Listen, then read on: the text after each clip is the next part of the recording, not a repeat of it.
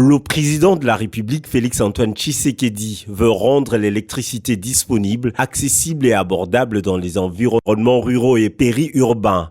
Vision et mission de l'Agence nationale de l'électrification et des services énergétiques en milieu rural et périurbain, créée en 2020, sert à installer plus de 30 MW de puissance avec 4 technologies CSPV, hydro, soutirage et SHC, utilisées 55 projets mis en place pour plus de 400 000 ménages de plus de 37 millions de dollars américains décaissés, des chiffres clés donnés au cours de la célébration des 5 ans d'existence de cette agence.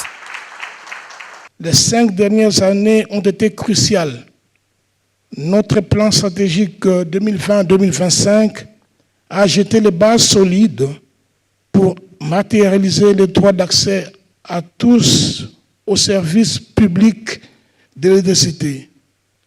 L'ANSER a donc pu planifier l'électrification de 145 territoires avec des outils concrets qui sont les plans locaux de l'électrification qui servent désormais de boussole au PEDEL 145 territoires. Pour le gouvernement congolais, l'électrification rurale menée par ANSER améliorera d'une manière significative les conditions socio-économiques de populations vivant en milieu rural et périurbain à travers notamment le projet Compact M300 qui vise à accélérer le rythme d'accès à l'électrification. Nous sommes en train de faire une réflexion très profonde qui va permettre encore à faciliter le travail d'ANSER. C'est que nous allons trouver des mécanismes d'inverser la tendance à l'importation.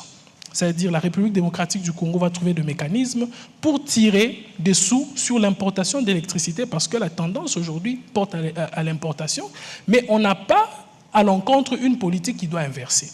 Et la politique qui devrait inverser devait être jouée par ANSER parce que c'est ANSER qui devrait pratiquement servir de construction de nouvelles infrastructures dans les zones rurales. Le travail que ANSER est en train de faire, c'est un travail très efficace.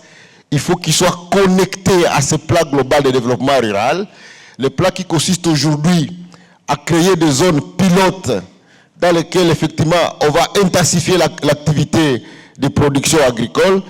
Et on ne peut pas intensifier l'activité agricole dans des zones si à côté on ne sait pas mettre des sources d'énergie qui peuvent permettre aux gens de faire une transformation locale.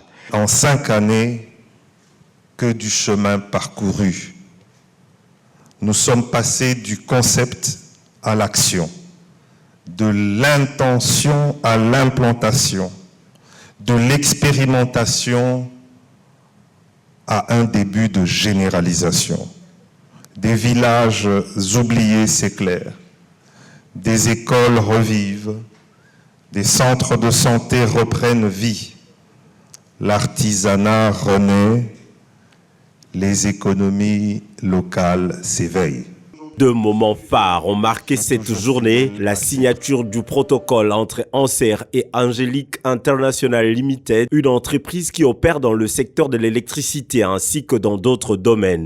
Autre temps fort, la remise du trophée Mwinda au président de la République qui a fait de l'électricité la priorité économique de son mandat.